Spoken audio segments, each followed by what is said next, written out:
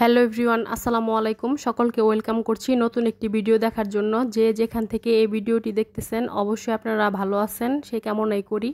তো আজকে কিন্তু আপনাদের সাথে শেয়ার করব আম দিয়ে অনেক মজার একটি আচারের রেসিপি। তো এখানে কিন্তু আমার আমগুলা প্রায় পেকে গিয়েছে, মানে রেখে দিয়েছিলাম আর কি, তো যার কারণে পেকেও গিয়েছে। তবে সমস্যা নাই, যেহেতু সবগুলো আমই টক, সেই কারণে পাকা আর কাঁচা দুইটা আম মিক্স করে কিন্তু মানে আচারের জন্য দিয়ে দিব। তো এখানে কিন্তু আমগুলাকে আমি সুন্দর করে কেটে নিয়েছি, মানে যে কোনো সাইজ করে কাটলেই হবে, যেহেতু এই আচারটা একদমই মানে ভর্তা ভর্তা টাইপের হবে। তো এখানে কিন্তু আমি 1 কেজি আম নিয়ে নিয়েছি, আর 1 কেজি আমের জন্য প্রায় হাফ কেজির কাছাকাছি চিনি নিয়ে নিয়েছি। যে যেরকম মানে মিষ্টি খেতে পছন্দ করেন সে সেই রকমই দিতে পারেন। তো আমি যেরকম মিষ্টি খেতে পছন্দ করি সেই রকমই দিয়ে দিলাম।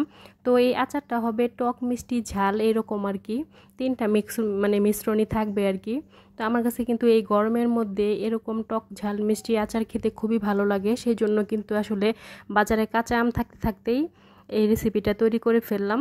আর এখানে দেখতে পাচ্ছেন আমি এই আমের জন্য মানে মশলা রেডি করতেছি। তো এখানে দিয়েছি 5 ফোড়ন, অল্প একটু শাহি জিরা, একটা এলাচ আর 4টি শুকনা মরিচ। তো এগুলাকে একটু হালকা করে ভেজে নেব, ভেজে তারপরে পাটায় বেটে নেব। তো এই মিশ্রণটি যদি আপনারা এই আচারের মধ্যে দেন তাহলে অনেক সুন্দর একটি সুঘ্রাণ হবে, যার কারণে কিন্তু আমি এইগুলা দিয়ে থাকি আর কি। তো অনেকে 5 ফোড়নটা দেয়, তবে আমি কিন্তু 5 ফোড়নের সাথে একটু শাহি জিরা আর একটু এলাচ দিয়ে দিই, যাতে করে ঘ্রাণটা আর একটু সুন্দর হয় এই জন্য। তো দেখতে পাচ্ছেন আমি কিন্তু বেটে ফেলেছি, আর বাটা হয়ে যাওয়ার পরে এই আমের মিশ্রণটাতে দিয়ে দিলাম। তো আমের মিশ্রণটা কিন্তু প্রায় ঘন হয়ে গিয়েছে, মানে মানে জাল করতে করতে। তো ঘন হয়ে যাওয়ার পরে কিন্তু আমি এই মানে ইটা দিয়ে দিলাম, মশলাটা দিয়ে দিলাম। তো মশলাটা দিয়ে দেওয়ার পরে কিন্তু সুন্দর করে নেড়ে চেড়ে নিতে হবে। আরও 10 মিনিটের মতো আমি এই মশলাটার সাথে এই আমের মিশ্রণটাকে নেড়ে চেড়ে নেব। তো 10 মিনিট পরে কিন্তু এটা আরও ঘন হয়ে যাবে আর পারফেক্টভাবে রেডি হয়ে যাবে। তো এরকম গরমের দিনে কে কে আচার খেতে পছন্দ করেন তারা অবশ্যই এভাবে ঝটপট ট্রাই করে ফেলতে পারেন।